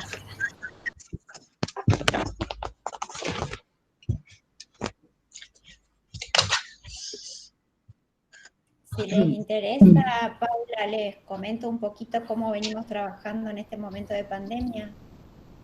Claro, claro, Estefanía, sí, contá. Fantástico. Bueno, como todos sabemos, el 20 de marzo se suspendieron todas las actividades grupales en el hospital. Esto, bueno, fue para todos los servicios y todos los dispositivos. Así que tuvimos que, bueno, reinventarnos de alguna manera en cómo seguir en contacto con los niños. La primera opción que tuvimos fue pensar en un WhatsApp, como todo el mundo, que lo hizo en una primera instancia. Armamos grupos con los chicos que asistían a los talleres y empezamos a contactarnos desde ahí con algunas actividades que le enviamos para que puedan jugar, para que nos respondan alguna adivinanza, algún trabalenguas. Bueno, fuimos armando diferentes actividades y proponiéndolas. El que quería responder lo hacía, el que no, y el que tenía ganas nos mandaba otra cosa, nos hacía preguntas. Bueno, era de alguna manera poder continuar estando ahí presentes para ellos. Y después, bueno, tuvimos una dificultad que fue la económica. Recién se resolvió meses más tarde de iniciada la pandemia, y cuando recibimos las partidas de dinero, compramos materiales para armar los Ludo Kits. Estos Ludo Kits en realidad no son cualquier juego ni cualquier cosa, están pensados en relación a los talleres que se venían realizando. Por ejemplo, cuando vos hoy comentabas lo del pizarrón con tizas de colores, un borrador, venía acompañado también con una merienda y algo para lo que tiene que ver con la higiene en relación, bueno, a esto del COVID, que estaba pensado eso en relación al taller de alfabetización. Otro de los kits fue uno con todos materiales para poder dibujar, con un barbijo, con una leche chocolatada y cereales, porque en el último tiempo, en los últimos años, sobre todo con el macrismo, vinimos teniendo una dificultad bastante grande, que como les decía Juan Pablo, la población que nosotros asistimos es muy pobre y tenía hambre. Entonces cuando venía a los talleres, preguntaban siempre si íbamos a comer algo, si había algo para comer. Lo que implementamos fue una merienda o un desayuno, de acuerdo a si el taller era a la mañana o a la tarde, y esto se trasladó también en la bolsa que le armamos con los kits. Entonces, bueno, había como 3 elementos: algo para jugar, algo para comer y algo para protegerse. Esto lo venimos haciendo periódicamente, bueno, y como les decía antes, en relación a cada taller. Entonces, bueno, plastilinas, masas para de alguna manera poder trasladar el taller de porcelana en frío a su casa, lo del pizarrón para trasladar un poco lo de la alfabetización, y así sucesivamente. Ahora, lo que vamos recibiendo de los chicos son un montón de dibujos, de cuentos, de audios con las historias de lo que dibujaron. Nosotros todos los años en uno de los talleres, Ana, hacemos un libro donde recopilamos todos los dibujos y todos los cuentos sobre esos dibujos que los chicos nos cuentan en el taller de pintura y cuentos. Lo transformamos en un libro que se llevan todos los participantes de la ludoteca. Este año también tuvimos que pensar cómo armarlo, porque antes, bueno, guardábamos esos dibujos que ellos hacen en los atriles, copiábamos los textos en la compu, y esto ahora no lo teníamos, así que estamos con Lucía trabajando bastante en el armado de un libro al modo de WhatsApp, con los mensajes del WhatsApp y con las imágenes que ellos nos están enviando. Bueno, un poco en esto estamos ahora. No sé si hay alguna pregunta. O sea que ellos tienen un acceso a una virtualidad a través de la cual ustedes se pueden comunicar. ¿Es lo que estás diciendo? No todos, claro. No todos. Eso me llamó la atención. Por ejemplo, está en el barrio, va y golpea la puerta de la casa. Nosotros tenemos una trabajadora social que a veces hace una visita. La semana pasada Juan Pablo se fue en la movilidad del hospital con algunas cosas que nos habían quedado a la casa de otros chicos. Con algunos sí podemos mantener contacto virtual y con otros no. Igual hay una cuestión en la cual ellos se acercan al hospital para saber cuándo vamos a retomar, cuándo van a poder volver a hacer los talleres, entonces siempre hay alguna forma de avisarles cuándo vamos a entregar los kits. Hasta ahora, bueno, por suerte tuvimos esa posibilidad de estar en contacto con todos, de diferentes formas. Claro, lo cual indica cuán fuerte era la referencia, es la referencia, para mantenerse en ausencia durante tanto tiempo, ¿no? Y nosotros tenemos ya adolescentes que han arrancado en el 2012, que han sido mamás y que siguen viniendo a los talleres con su bebé. Claro. El lugar se han apropiado del espacio, y también eso tiene que ver con algo que me parece fundamental, y vos también dijiste, con la presencia. Nosotros sí, es una de las cuestiones que nos planteamos desde el comienzo del proyecto, es estar, porque veníamos, bueno, nosotros trabajamos en los consultorios externos de psicología infantil, y nos venía pasando que cuando le sugeríamos a algún papá, acérquese por ahí a la vecinal, o acérquese que en la municipalidad están dando tal cosa o tal otro taller, la gente iba y no había nadie. Entonces eso producía una situación realmente incómoda para nosotros que lo recomendábamos, y también una frustración para aquel que iba a buscar ese espacio. Entonces, bueno, desde un principio nos propusimos esto, de comprometernos con este proyecto y estar los días que, por ejemplo, no estamos, esto se avisa previamente, nunca llegan y se encuentran con la puerta cerrada, o bien alguno de los compañeros está para decirle, mira, el profe hoy está enfermo o tuvo algún problema. Pero eso creo que es lo que hace que también el vínculo y la transferencia, y bueno, todo lo que uno puede pensar en relación a los vínculos con los niños se pueda sostener. Sí.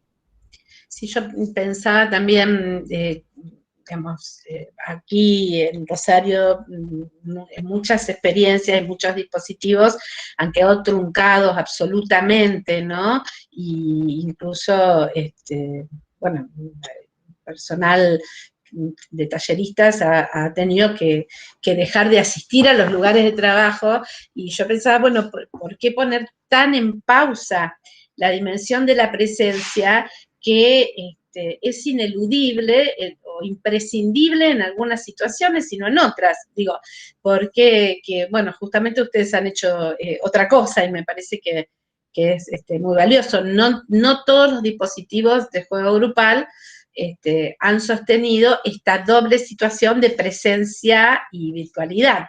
Y cuán importante, aunque todos los chicos tengan acceso a la virtualidad, cuán importante es la presencia de un objeto, por ejemplo, la materialidad que tiene un objeto de intercambio, que ese chico se lleve a su casa un objeto, por supuesto un objeto acompañado por una palabra, un deseo, un destino, cuán importante que es la dimensión del objeto para el niño. Y del objeto real, del que tiene una materialidad, para la constitución psíquica, para la producción de subjetividad, para ambas. Entonces, eso que ustedes han hecho a mí me parece que es sumamente valioso, porque, bueno, no han dispuesto qué hacer con la virtualidad, han visto cómo están en disponibilidad, ¿no? Justamente trabajando ese doble juego, ¿no? Y aquí, bueno, uno escucha experiencias en las que se ha dispuesto que en nombre de la pandemia, no se puede hacer nada presencial, no se puede, entonces creo que es grave eso que ustedes están transmitiendo. No se trata de dejar en pausa la presencialidad, se trata de sostener un cuidado, ¿no? Pensaba en esto que decían del concepto de disponibilidad, y dispuesto también, que necesariamente en la disponibilidad lo que está en juego es el deseo y la falta, obviamente, pero exacto, queda claro en esa diferencia. Me parece que está bueno pensarlo en esos términos. Y el objeto, y también se puede pensar este objeto en los términos de objeto transicional también, me parece, como ese espacio. Absolutamente, sí, absolutamente. Claro. Perdón, yo para aportar también, cuando traías esto, Ana, de la disponibilidad, recordaba el sujeto de la experiencia que trabaja la Rosa, esto de estar un poco expectante a ver qué sucede, y cómo esa lógica va en contra de años de lógica médica que tiene que ver con la prevención, con saber de antemano lo que le pasa al otro, con saber de antemano qué medicación se utiliza, y cómo para los adultos que acompañan a estos niños es una oportunidad de reconstruir un vínculo con lo público.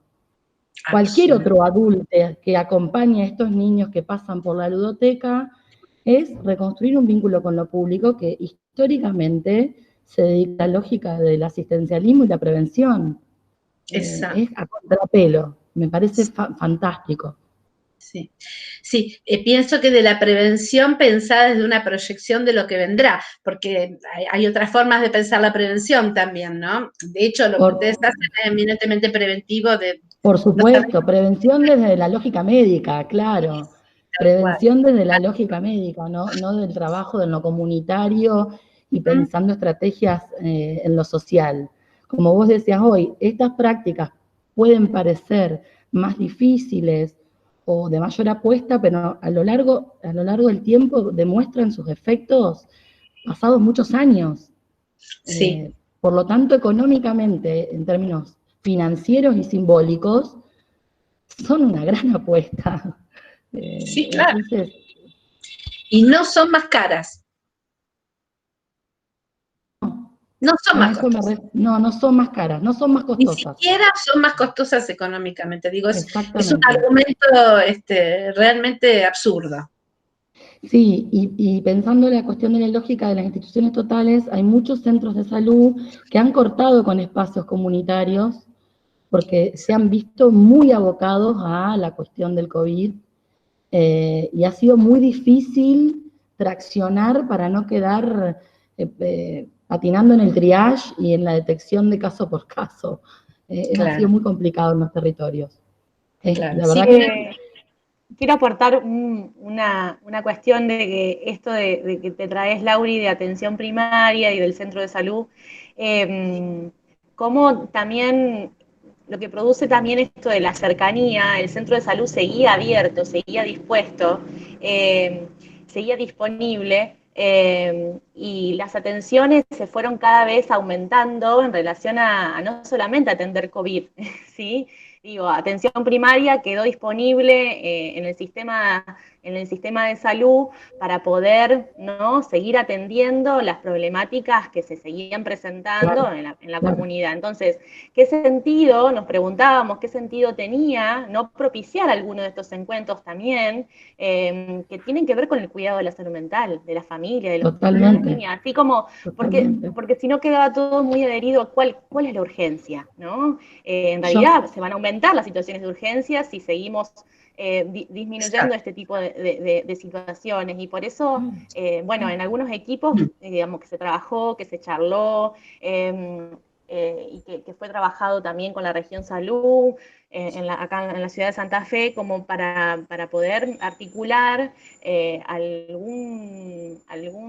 alguna posibilidad de poder sostener encuentros a 3, 4 niños, ¿sí?, con 2 o 3 talleristas, para poder, bueno, estamos como en esta lógica ahora, cerrando el año, pero abriendo, digamos, esto que es importante. Yo sigo sosteniendo que no seamos pocos, ¿no? Esto de estar disponible de los adultos, el estar disponible de los adultos tiene que ver con que no sea uno solo, con que sean varios, con que tengamos espacios de encuentro para pensar, para también cuidar a los adultos que cuidan a los niños.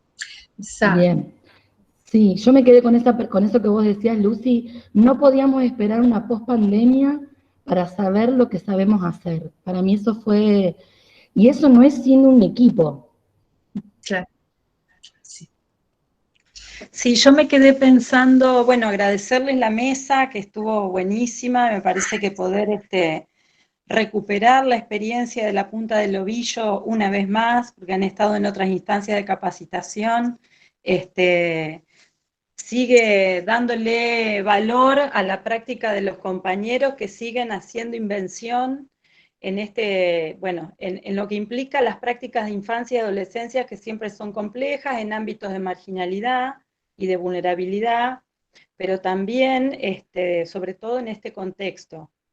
Ubicaba esto que vos trajiste, Ana, respecto de la temporalidad, de poder marcar esa temporalidad en cuanto al ritmo, que también hablamos en otra instancia, en otro momento, cómo insistir en producir un ritmo que también haga marca de temporalidad en un contexto en donde también es cierto que se suspendieron los espacios de sociabilidad y que, bueno, la cuestión, como nombraron las compañeras en la presentación de la mesa, de los espacios de exogamia, quedaron un poco más truncos, digamos, ¿no? Exacto.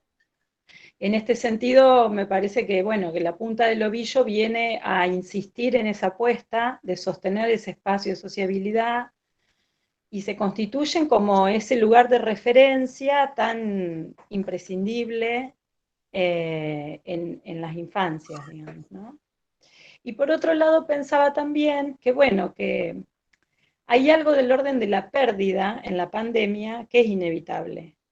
Como toda contingencia, lo intempestivo, lo inesperado y lo incalculable que aparece con la pandemia, hay algo del orden de la pérdida que, bueno, que es lo que creo que vamos a tener que producir esa elaboración en relación a esto que se perdió, que es inevitable, que no podemos hacer como que se puede seguir como si nada. Creo que ahora estamos en otro momento que se puede quizás pensar, como también pasó con los equipos de acompañamiento en los duelos, ¿no? Que pasó un tiempo hasta que se pudieron pensar esos equipos.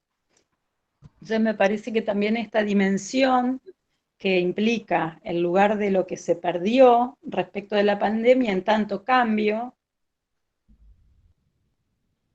Sí. Incalculable que llegó, bueno, que es una operación que vamos a tener que tratar de construir huella, como vos dijiste, ¿no? Bueno, gracias por la mesa, me encantó. A los chicos de la punta del ovillo, las chicas, y Ana. Gracias. Hay un intercambio paralelo en el chat que si quieren se los leo porque me parece sumamente interesante los aportes de Victoria y ahí la respuesta. Dice Victoria Rinaldi, trabajar con infancias tiene una dimensión humanizante, del orden de lo necesario, en tanto la importancia de las operaciones psíquicas que son fundantes para advenir en un sujeto psíquico y esas marcas vienen del otro. Así que los dispositivos de este tipo son humanizantes, en mayúscula, por lo tanto, como apuesta ética y política, son muy importantes de sostenerlo. Juan dice tal cual, lo de la propuesta identificatoria que planteaba va por ahí, en el sentido humanizante y estructurante de la subjetividad infantil.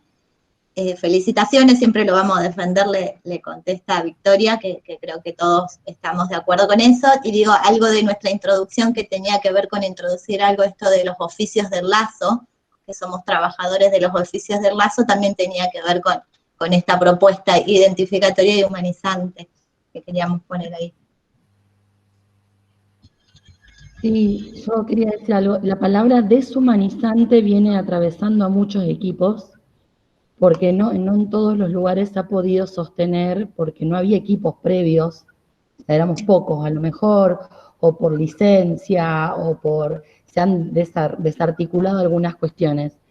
Y la práctica diaria sin estos espacios es deshumanizante, es casi la lógica de la fábrica, esa fábrica de ir, cumplir la hora, ponerte el barbijo, ponerte la máscara, ponerte la cofia, ponerte la bata.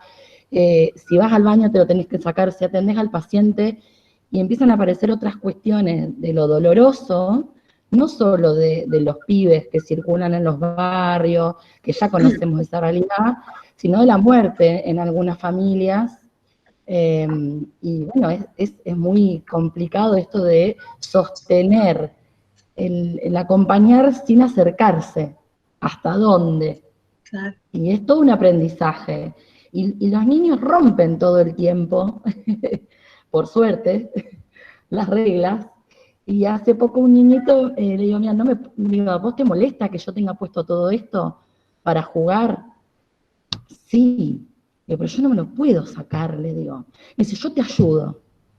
Fue como, y lo hacemos acá adentro.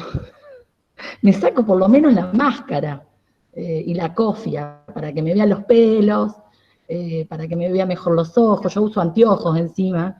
Y era un niño que venía ya en espacio desde antes de la pandemia y retomamos, porque bueno, necesitaba, habíamos hablado por teléfono, por videollamada, bueno, nos arriesgamos a hacer un encuentro cada tanto. Y fue claro, él me ayuda.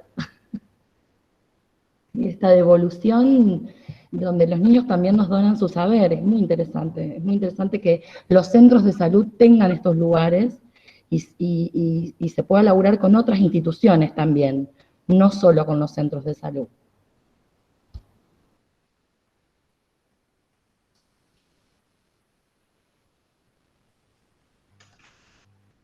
Como un poco decíamos al inicio de la CAPAX, no sé cuándo fue que empezamos, si en mayo, no recuerdo, compañeras, pero cuando se empezó a constituir la mesa de infancia decíamos, bueno, de lo que se trata es de recuperar la red de infancia, ¿no? En esto de sentido de trabajar con otros, no es solo en otros del equipo, sino son los otros de la comunidad, digamos, ¿no? Que habíamos planteado en una reunión de la red de infancia, ¿no? Sí. ¿Puedo hacer un comentario? Claro, Iris. Bueno, me quedé pensando el efecto que me produjo la charla, que tiene dos vertientes muy diferentes, ¿no? Uno, y reivindica en ese sentido el valor de estos lugares de la capacitación cuando intentan hacer transmisión, ¿no? Que es lo siguiente, que yo podría reconocer en el relato de Ana y en el relato de Juan Pablo marcas de experiencias y de historias diferentes, que no fue casual que culminen en ciertas producciones, ¿no? Ciertas cosas que están funcionando, porque siempre hubo intentos de transmisión y resistencia respecto a distintas problemáticas sociales que incluyen el campo de la salud mental. Pero también me hace ruido otra cosa, y hablo de mi realidad regional, no podría hablar de la de ustedes, que es diferente. Pero me hace ruido esto, que yo creo que muchas cosas que comentamos no tienen que ver con el efecto de la pandemia. Que así como en todos los campos decimos que desnuda cuestiones, también nos desnuda a nosotros. Entonces no es lo mismo pérdidas que abandonos. Hay lugares que se han abandonado y nosotros somos sujetos colectivos que las gestiones no nos hacen abandonar lugares. Cuando lo abandonamos es por algo que nos pasa a nosotros. Y menos en época de democracia donde no se pone en juego la vida de uno. Por eso digo, no me atrevería a opinar sobre el proceso más local, porque no lo conozco, no estoy ahí, si bien conozco mucho la ciudad y los procesos provinciales. Pero sí conozco mucho de lo que está pasando acá. Y una pregunta que me quedaba es eso, ¿no? O sea, ¿qué interrogación nos va a devolver a nosotros mismos?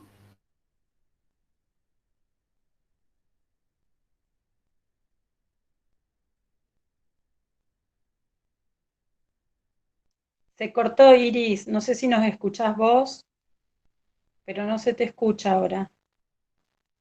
No sé si es a mí nomás. No, a mí se me congeló. A mí Sí, también no sé. se me cortó.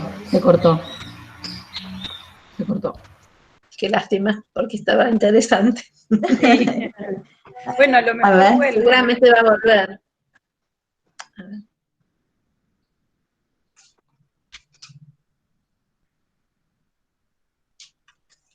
A ver, a ver.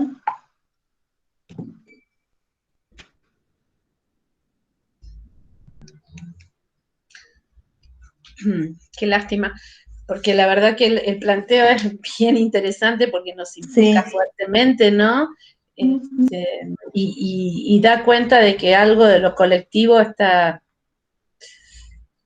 fracturado o está muy lesionado. De lo colectivo, digo, del colectivo de trabajadores en algunos casos, ¿no? Me congelaron todo. A ver si ahí le escribí. A ver, no, estamos pensando. Sí, a mí me resonó algo de esto que dice Iris, que no abandonamos los lugares, que hay otro registro y que es ese. Me pareció también valioso ¿Cómo? en democracia. Ah.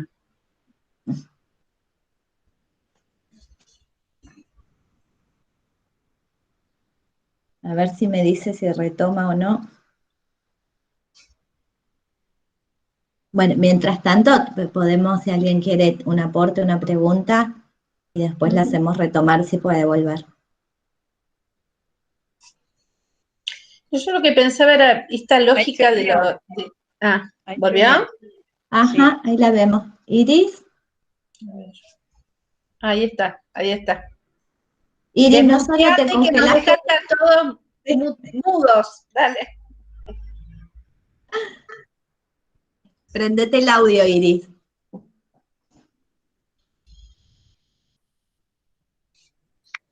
Así no hablo de más. Lo justo. No, era una pregunta que por eso decía, es en todo caso una interpelación a mi propia práctica primero, ¿no? Por eso lo ubiqué más en, por lo menos, la realidad que yo estoy viviendo acá. Además de la inserción académica, tengo inserción en la provincia, ¿no? Y trabajo mucho con la municipalidad, o sea que estoy en el campo de las políticas públicas y los modos de gestión permanentemente. Y como persona con muchos años y mucho recorrido en esto, tengo bien, gracias al posgrado, además me facilita mucho el seguimiento de los procesos de los grupos, no solo de los cursantes, sino de los equipos. Por eso conozco tanto historias como pueden ser la de la Punta del Ovillo, o puedo hablar de los centros de salud de Santa Fe por colegas que vienen a hacer la carrera, pero me parece que es algo que inclusive no es propio solo del campo de la salud mental, la pregunta que yo hice. Son preguntas que también han aparecido acá al interior de equipos de salud, y no estamos hablando ya de un campo mucho más amplio, de políticas sociales, de campo de la niñez, justamente. Son que no es para flagelarse o clavarse puñales, ¿no? Porque uno es tomado por la situación también, ¿no? No todos dejan los lugares por las mismas situaciones ni los mismos recorridos, ¿eh? No es una cuestión moral la que yo planteo, lo que yo digo es que a mí, por lo menos personalmente, me interpela en relación a esto, de quizás por el espanto que me produce cuando veo vaciamiento de lugares, sabiendo lo que costó.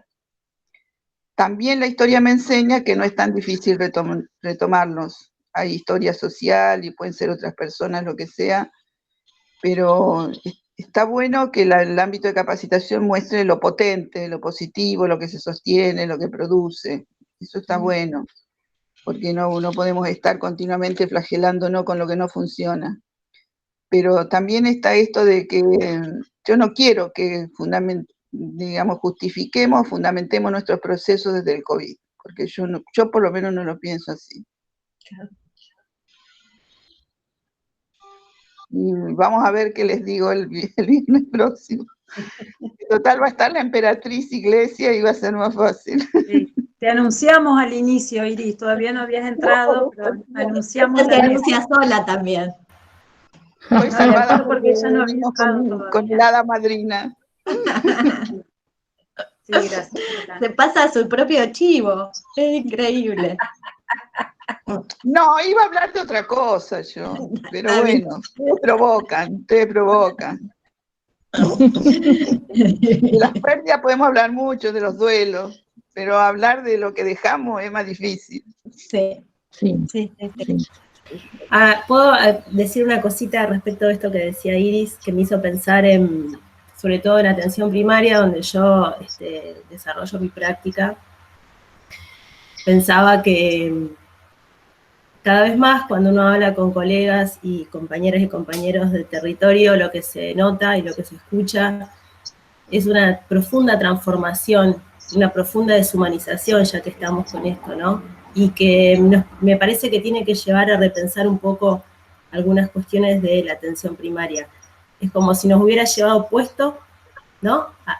Yo sé que acá hay muchas y muchos que están en atención primaria, qué sé yo tengo 12, 13 años en el mismo lugar, es mucho tiempo, es, digamos, una cuestión así de, que digamos, uno ha visto como un proceso en el mismo barrio, y creo que también poder pensar nuestras prácticas en el campo de la salud mental, nuestros límites y posibilidades dentro de la atención primaria, es una discusión que en algún momento hemos tenido, luego, ¿no? Como colectivo, luego la hemos dejado, es como con un vaivén, pero se escucha, digamos, para traducirlo de algún modo quizás un poco más optimista, la necesidad de algunas transformaciones en lo que es, por lo menos, la atención primaria.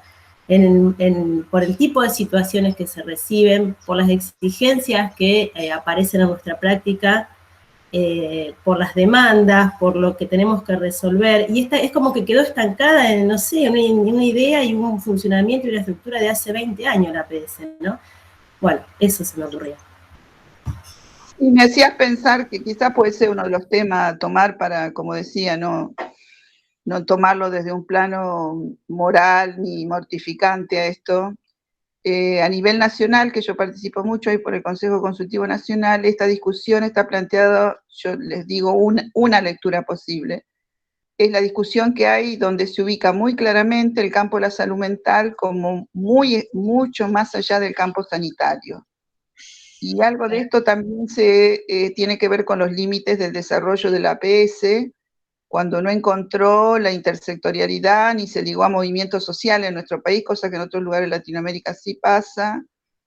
Y una gran discusión que hay a nivel nacional en este momento en salud mental es el papel de la CONISMA, que no es casual. CONISMA es el organismo interministerial. Así que algo de eso hay, digamos. Por eso decía, no es un problema de personas, esto, ¿no? De poder leer los procesos históricos, pero sí saber lo que nos pasa, no pensar que es porque nos apaleó el COVID, porque nosotros no veníamos muy bien, ¿yo? Sí.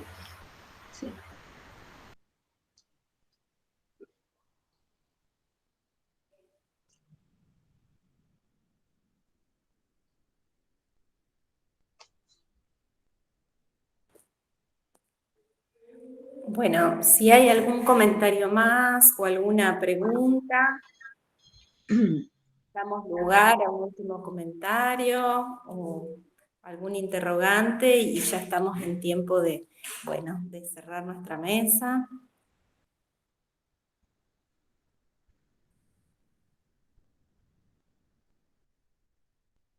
Bueno, ha sido realmente una mesa muy linda. Hemos podido compartir un diálogo entre esto que, por un lado, trae una experiencia tan fuerte como lo es para nuestra ciudad, la ludoteca, este dispositivo que tiene sus años y que se está extendiendo a otros territorios en este momento.